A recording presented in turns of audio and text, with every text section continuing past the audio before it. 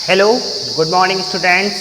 आज हम क्लास 11 में बायोलॉजी विषय में उसी के आगे करते हैं, यानी हमारा जीवाणु चैप्टर से संबंधित चल रहा है, जिसमें हमने आपको पहले यानी कल के वीडियो में आपको पढ़ाया था जीवाणु में अंतःबीजाणु द्वारा जनन।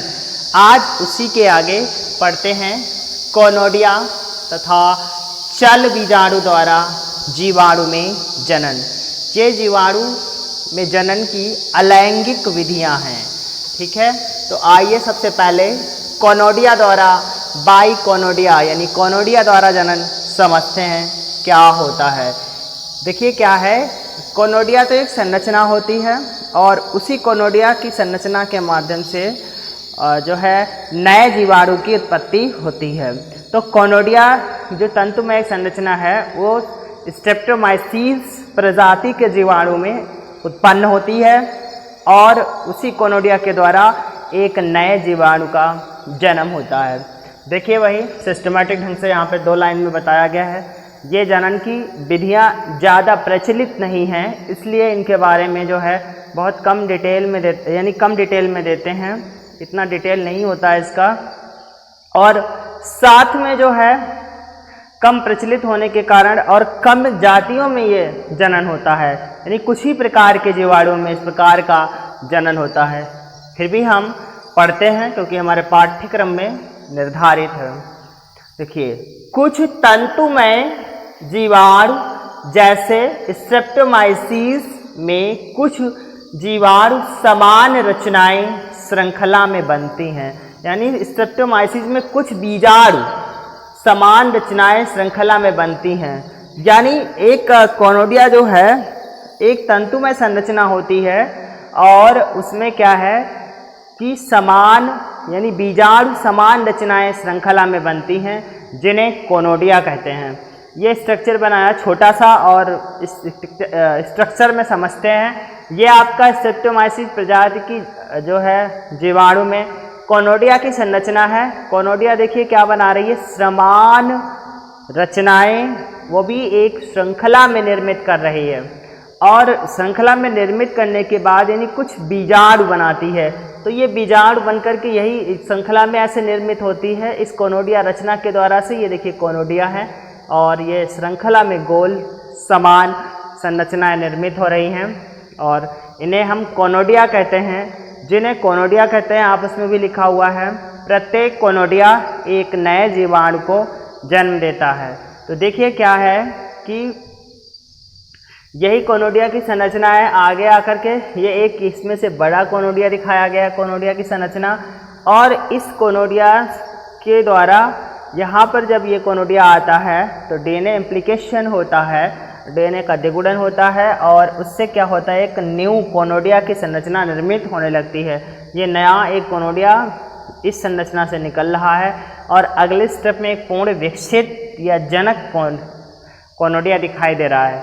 यानी एक तंतुमय रचना से कुछ समान यानी एक तंतुमय रचना से कुछ बीजाणु समान रचनाएं श्रृंखला में बनती हैं। तो ये समान रचनाएं श्रृंखला में बनती हैं बनकर के जिन्हें हम कोनोडिया कहते हैं और इन्हीं कोनोडिया के माध्यम से एक नए जीवाणु को जन्म होता है।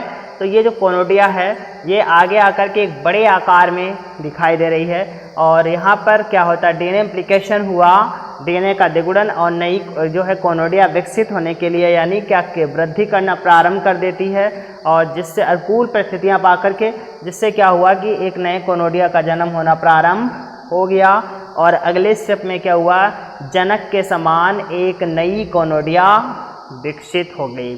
तो इस प्रकार से कोनोडिया द्वारा जनन होता है।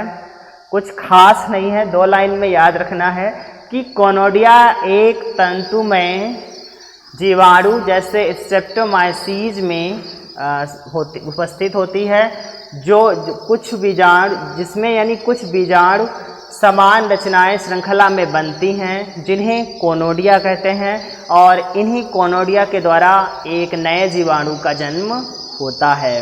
ये था आपका कोनोडिया द्वारा जनन।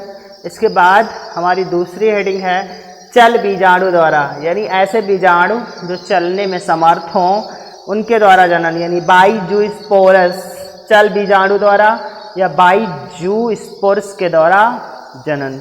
देखिए क्या होता है कि कभी कभी जीवाणु कोशा या जीवाणु कोशिका कुछ गतिशील बीजाणुओं का निर्माण करती है।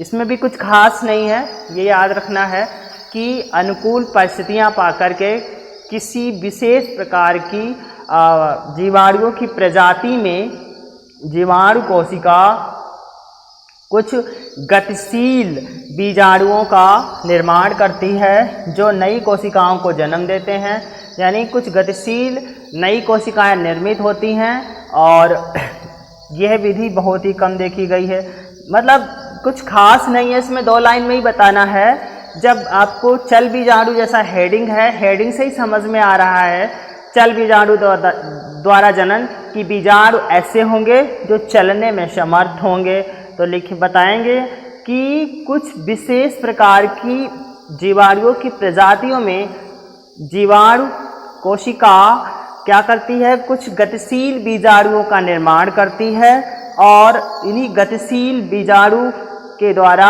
नई कोशिकाओं का जन्म होता है। ये विधि बहुत कम देखी गई है, ये ज़्यादा नहीं दिखाई देती है, यानी कुछ विशेष प्रकार की प्रजाति के जीवाणु में ही ये विधि हमें देखने को मिलती है। और जैसे राइजोबियम यहाँ पर दिया गया है, राइजोबियम आप पीछे पढ़ाया था आपको कि राइजोबियम जो है वो हमारी फलीदार पौधों की जड़ों में पाया जाता है, दलहनी पौधों में। राइजोबियम लेगुमिनोसेरम विशेषकर क्या करता है, ये वातावरण के नाइट्रोजन का जो है स्थिरीकरण करता है, जिससे इन पौधों को नाइट्रोजन की आवश्यकता या किसी नाइट्रोजनी उर्वरक की बाहरी आवश्यकता नहीं होती है। ये इंपॉर्टेंस में आगे पढ़ेंगे।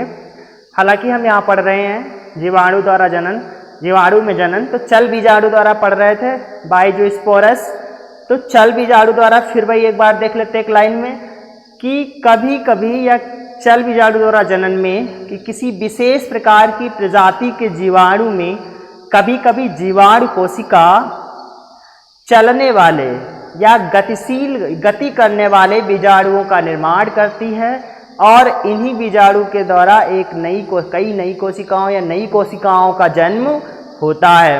ये देखिए दिया गया है जो स्पोर की संरचना, ये एक जीवाणु कोशिका है और नीचे फ्लैजिला बना हुआ है, अर्थात जब फ्लैजिला होगा यानी कशाब होगा, कशाब के माध्यम से ही हमारे जीवाणु जो है वो गति करते हैं। आप पढ़ चुके हो गति के आधार पर या गतिशीलता के आधार पर जीवाणुओं के प्रकार, वहाँ पर बताया था कि जीवाणु को चलने में ये जो आपका फ्लैजिला भाग है यानी कशाब, ये ही मदद करता है। तो ये है आपका जो स्पोर, यानी इस प्रकार से कोई जो स्पोर होता है जो कि कभी कभी किसी गतिशील यानी किसी कोशा में या किसी जीवाणु कोशिका में उत्पन्न होता है और उत्पन्न होने के बाद यही नई कोशिका जो है विकसित होती है। नई कोशिका विकसित होकर एक नया जीवाणु जन्म ले लेता है। तो ये आज का टॉपिक छोटा ही था, कोनोडिया और चल बीजाणु द्वारा जीवाणु में जनन समाप्त होता है। आप इसको बहुत अच्छे से पढ़ना, क्योंकि परीक्षा में दिया गया पाठ्यक्रम कोई भी जो है हमें छोड़ना नहीं चाहिए, यानी एक बेहतर तैयारी के लिए सभी टॉपिक को बहुत अच्छे से कवर करना चाहिए।